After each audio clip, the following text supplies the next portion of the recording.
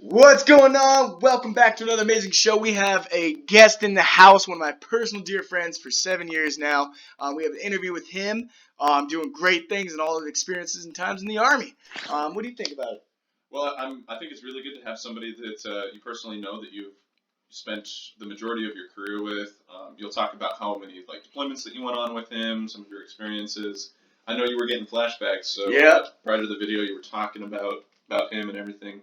So I guess we'll kind of dig into it. But I do want to show the viewers. Yesterday we did the MRE Cracker Challenge. Him and I would try to beat it, or see which one would win. He beat me by about a quarter of a cracker. However, it was not a full cracker. We did not down a full cracker. It was Even miserable. You're supposed to have two within that minute. And we failed miserably, but we got a nice little award for that says I lost the cracker. Well, it doesn't say I lost the cracker challenge, but it says I lost. But you get it. Yeah. It's cool. We lost miserably. But that's good. We're going to try to do it again later. We're going to mustaches out for a month with the first song. If you missed that video, check it out. Let's get to it. My boy B-Man, let's do an intro. Tell the world who you are. Hello, everybody. My name is SGT Berlik. I'm currently enlisted in the United States Army at Fort Sill, Oklahoma, and I'm excited to be here. All right. That's my boy right there, man. A lot of memories, man, just seeing you again. For the viewers that don't know, obviously you don't know, we have a lot of history. I remember the first day you got in the Army at Javelin, Washington, 2014 together. We were roommates. Just a lot of great times we'll hit on. So tell the viewers, what is your MOS or your job currently? Currently, my MOS is 14 Papa. It's a Avenger crew member. We basically deal with close quarter air defense against enemy helicopters, aircrafts, carriers, any sorts of ordeal that will come in our defense designs. Okay, nice. So why did you choose that job? The recruiter kind of sold me onto that job, so I trusted his word and I took it. Okay, you happy with the choice? I am definitely happy with the choice because of all the opportunities and the people I met. So, yes, I am very happy with the choice. All right, they got some good videos for that job. That's what's sold that video, man. If you haven't seen the video, tune into YouTube. 14 Papa video, it's amazing. They do with everything, shooting down, aircrafts, mortars, missiles. We have a lot of experience doing that. So, how long have you been in the Army?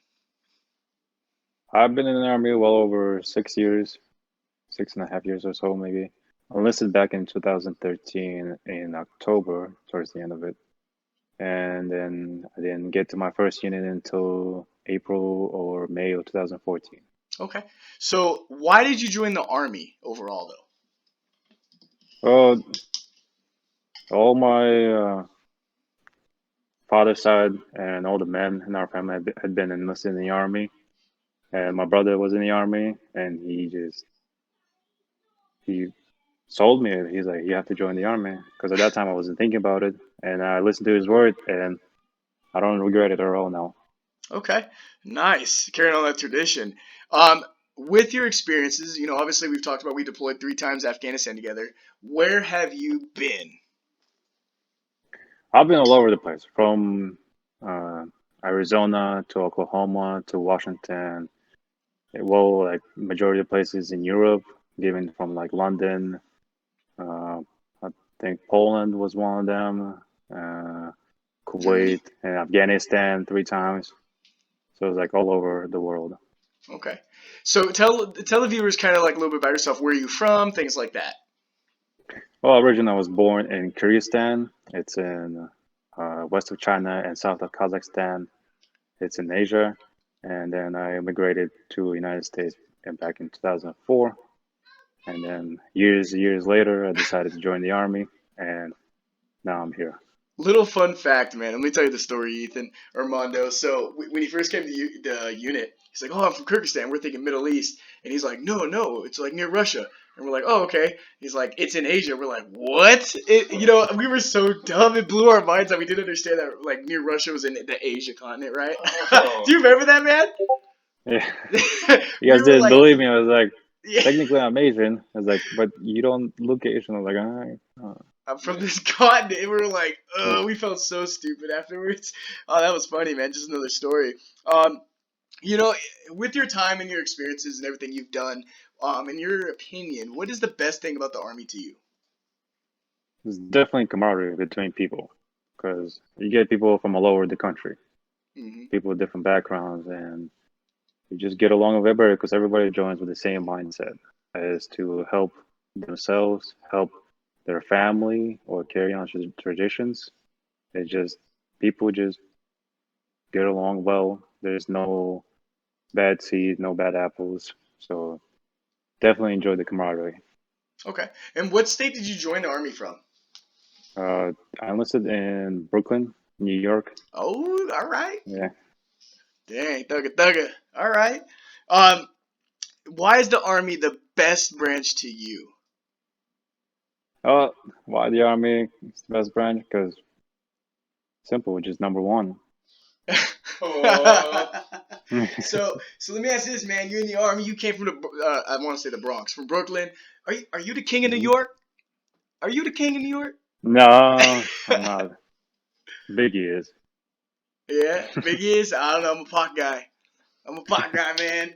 Hey, but would you, kind of looking back, you kind of talked a little bit about this.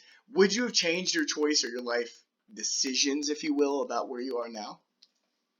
Mm, no, because it definitely offered me the things that if I stayed as a civilian and continue on living in Brooklyn, I would not have the same opportunity, same choices as I have now today.